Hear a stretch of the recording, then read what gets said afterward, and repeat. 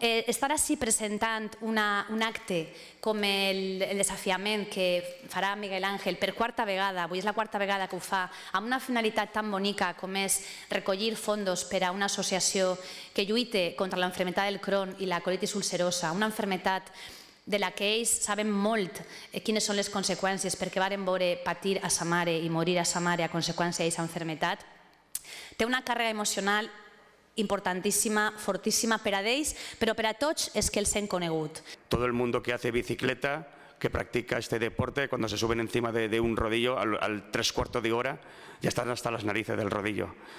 Físicamente el músculo se hincha, se cansa, ¿vale? Pues hay que tener una motivación. Esa motivación, ¿cuál ha sido? Me esperaré la última semana para buscar el récord mundial. Estos desafíos, estos retos por la enfermedad del Crohn y colitis ulcerosa, ya lo han dicho ellos, ¿por quién es? Es impresionante, ¿no?, poder realizar esto, el poder entrenar día a día, el poder estar tantas horas, tantos minutos en la soledad.